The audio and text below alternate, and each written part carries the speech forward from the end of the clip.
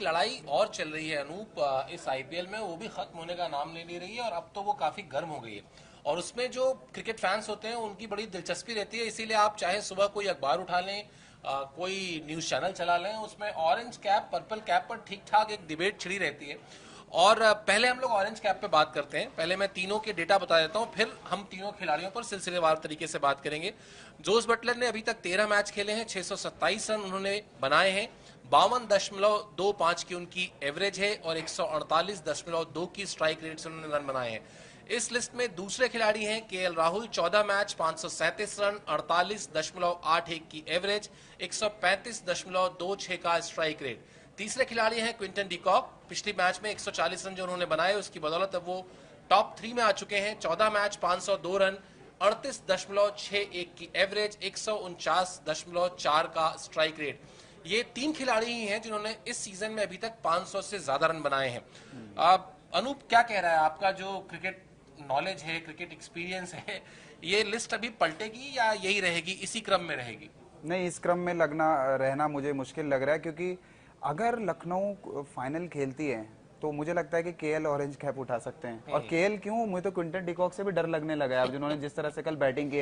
हालांकि कल उनको 3 चांस मिले, वो थे खुशकिस्मत, और केकेआर ने जो है खराब फील्डिंग की, लेकिन फिर भी उन्होंने जिस तरह से बैटिंग की, पूरा एक तरह से जो है सभी का जो है ना, जैसे कहते हैं ना फ्यूज उड़ा देना, उन्होंने पूरी तरीके से फ्यूज उड़ा दिया विरोधी टीमों का।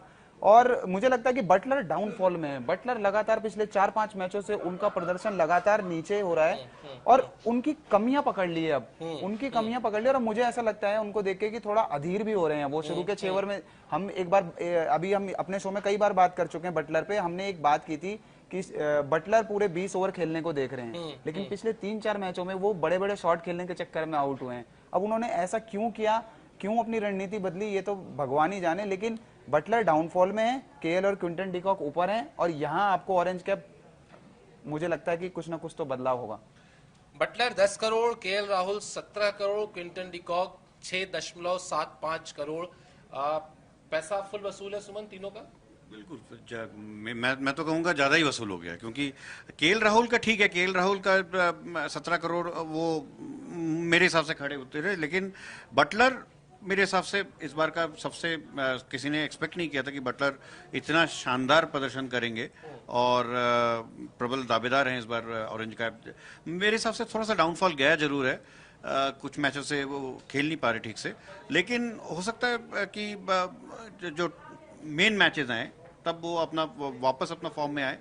लेकिन क्विंटन डिकॉक ने जिस तरह से खेला, उनकी जो क्वालिटी ऑफ इनिंग्स है वो काबिले तारीफ है, क्योंकि वो उस तरह के खिलाड़ी नहीं है कि वैम बैंग वाले शॉट्स खेलते हैं, या उस तरह का नहीं, प्रॉपर क्रिकेटिंग शॉट्स तरीके से और ऑल राउंड द पार्क वो खेलना बहुत बड़े, मतलब वो मेरे हिसाब से one of the best innings जो उन्होंने खेला है। और पैसा तो वसूल है ही, आप जैसे कह रहे हो कि पैसा तो पूरा फुल वसूल है, और मैं तो यही चाहूंगा इन तीनों में से ही कोई बने, क्योंकि इन तीनों का बहुत ही अच्छा स्ट्राइक रेट रहा है, बहुत ही अच्छा उनका एवरेज रहा है, टोटल रन्स भी बहुत अच्छा बनाया, टीम को भी आके ले गए हैं तीनों के तीनों, तो पैसा तो वसूल है ही। मुंबई इंडियंस ने दे दिए होते इनको 14 करोड़ 15 करोड़ तो खुश होते मुंबई इंडियंस, शायद ऊपर होती आज। लेकिन अनूप ये बताइए कि कहीं थोड़ा सा आप इस बात से मायूस हैं कि 3 बैट्समैन में 2 जो है वो विदेशी हैं, और आईपीएल में ये देसी बनाम विदेशी की लड़ाई बहुत पुरानी है, तो अपना केएल राहुल कम से कम इंडिया का कुछ रिप्रेजेंटेशन कर रहे हैं, वरना अगर वो नहीं होते तो फिर तो इंडियन फैंस को थोड़ा तो दुख जरूर होता है कि यार 3 के 3 तीनों विदेशी खिलाड़ी। नहीं, सही बात है, दुख तो बिल्कुल होता है, और मुझे लगता है कि केएल राहुल को ही हमें सपोर्ट करना चाहिए, और वो होंगे भी। कल की उनकी इनिंग्स के बारे में अगर मैं बात करूं, उनकी इनिंग्स को ये कहा जा रहा है कि डिकॉक ने इतना तेज खेला, 200 का स्ट्राइक रेट, और आप जो है 130-35 के स्ट्राइक रेट से खेल रहे हैं, लेकिन वो केएल राहुल की ताकत है। आप ये देखिए, ये उनकी ताकत है। वो उन्होंने जो प्लान जो है अपना ड्रेसिंग रूम में बनाया होगा, या जहां भी उन्होंने वो प्लान बनाया होगा, उस प्लान पे वो बिल्कुल टिके रहे। और केएल राहुल अगर इसी तरीके से उसको इंप्लीमेंट करते रहे तो मात्र 90 रन तो दूर हैं। बटलर की एक पारी खराब और केएल राहुल की एक पारी सही और ऊपर। आप, मैं बता रहा हूं, अगर केएल राहुल ने बहुत सही समय पे आप पिक, मतलब अपने जो प्लान है उसको इंप्लीमेंट करना शुरू किया है, और अगर ये टीम फाइनल खेली तो मुझे लगता है कि ऑरेंज कैप के जो हकदार हैं वो केएल राहुल ही होंगे। अनूप के बारे में एक बात बहुत खास है, जो भी कहते हैं पूरे कन्विक्शन से कहते हैं, उसमें कहीं कोई इम्बट नहीं होता। वो चाहे किसी टीम की जीत हार का प्रिडिक्शन हो या फिर किसी खिलाड़ी के अप डाउन जाने का प्रिडिक्शन हो, वो अपनी बात के पीछे उनके तर्क होते हैं। आप थोड़ी सी बात पर्पल कैप पे भी करते हैं सुमन, और वहां पे तो और बहुत इंटरेस्टिंग है। मतलब Yuzvendra Chahal 24 wicket, Hasaranga 23 wicket, Kagiso Rabada 22 wicket. यहाँ भी आप कोई उलटफेर देखते हैं? आपको लगता है कि नहीं अब ये लिस्ट कहीं चहल ही जाएंगे, या एक इंडियन जर्नलिस्ट होने के नाते और कहीं ना कहीं इंडियन क्रिकेट फैन होने के नाते आप भी चहल को वोट करेंगे?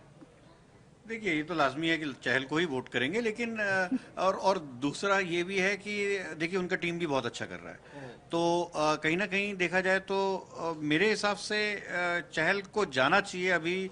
चहल जबकि रबाडा के पास 2 मैच और है, 12 मैच खेला है और उसमें 22 विकेट है, तो कुछ भी हो सकता है। रबाडा का टीम भी बहुत मेरा one of my favourite team में से है, तो मैं ये चाहूंगा कि चहल ही जाए, क्योंकि चहल पूरा कंसिस्टेंट रहे हैं इस दौरान।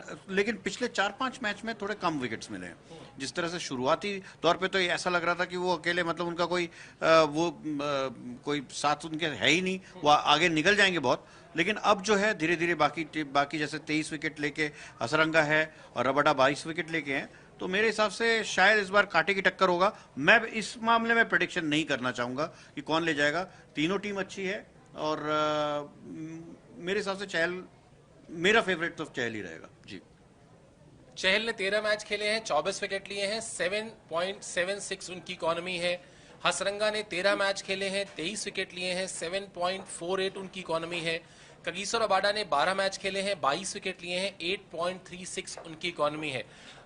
लेकिन अगर आप देखें जो पर्स की बात है अनूप, तो चहल ने विकेट सबसे ज्यादा लिए हैं, लेकिन अगर इन तीनों गेंदबाजों की आप बात करें, हसरंगा 10.75 करोड़, रबाडा 9.25 करोड़, लेकिन चहल 6.5 करोड़। तो ये लगता है आगे का इन्वेस्टमेंट कर दिया इन्होंने कि अगली बार यहां से पर्पल कैप लेके जाना है और अगली बार सीधा मालिक से 10, 12 या 14 करोड़ पर्स में लाना है। बिल्कुल, ये बहुत सस्ता, मतलब सब हैरान रह गए थे जब ऑक्शन हुआ था, तो अश्विन और चहल इतने सस्ते में निपट जाएंगे किसी ने सोचा भी नहीं था, और खासतौर पे स्पिनर तो बहुत ही सस्ते में निपट गए। और मुझे लगता है चहल ने तो अपनी जो भी उन्हें रकम मिली है उसे 2-3 गुना ज्यादा ही फायदा दे दिया है, क्योंकि जिस तरह से जिस समय पे उन्होंने विकेट लिया, उन्होंने डेथ ओवर्स में विकेट निकाले। आप ये सोचिए, मतलब अगर कोई समझ नहीं आ रहा डेथ ओवर्स में आपको विकेट चाहिए, तो चहल के पास संजू सैमसन ने गेंद फेंकी और उन्होंने आपको विकेट लेके दिया। लेकिन इस फेरिस्त में आप एक नाम बोल रहे हैं, वो है कुलदीप यादव। कुलदीप यादव 5वें नंबर पे हैं और उनके 20 विकेट हैं। अगर दिल्ली की टीम चले गई ऊपर तक, तो मेरे ख्याल से जो है सबसे ज्यादा नुकसान जो है चहल, खैर वो खुशी होंगे अगर कुलदीप यादव ज्यादा विकेटें ले लेते हैं, तो कुलदीप यादव भी इस रेस में है। बिल्कुल है। कुलदीप यादव हमने अभी सिर्फ टॉप 3 प्लेयर्स को लिया। निश्चित तौर पर हर वो टीम जो प्ले ऑफ में जाएगी, 4 टीमें जाएंगी, उसके प्लेयर्स जो क्लोज फाइट में है, किसी ने एक दिन 3-4 विकेटें निकाल दी और कोई एक दिन विकेटलेस रह गया, तो ऑब्वियसली इस लिस्ट में फेरबदल होगा ही होगा। लेकिन जैसा आपने कहा, कुलदीप भी इस रेस में बिल्कुल है। आप अपनी बात पूरी करिए। जी, मैं ये कह रहा था कि जितने भी रिस्ट स्पिनर्स हमने देखा, ये थोक के भाव में विकेट ले रहे हैं, मतलब थोक में विकेट ले रहे हैं सारे। हसरंगा को देखिए, एक मैच में 3 या 4 विकेट, 5 विकेट। उसी तरह जो है कुलदीप यादव ने भी जो है लगातार जब भी विकेट लिए हैं, वो बहुत ज्यादा विकेटें लिए हैं। या तो उनके 0 विकेट होंगे या उनके 3-4, ऐसे इस तरह से उनके आंकड़े रहते हैं। युजवेंद्र चहल ने भी ये करके दिखाया है। तो कुल मिला के आप रिस्ट स्पिनर्स का तो आप बैटिंग में फिर भी आप ऑरेंज कैप में अंदाजा लगा सकते हैं कौन ऊपर रहेगा, किसकी फॉर्म खराब चल रही है। लेकिन रिस्ट स्पिनर एक इस तरह के खिलाड़ी होते हैं जिनको थोक के भाव में विकेट, थोक में विकेट मिलते हैं, तो इसलिए पर्पल कैप में अंदाजा लगाना थोड़ा मुश्किल है। चलिए, कम से कम इस पे इन्होंने अंदाजा नहीं लगाया।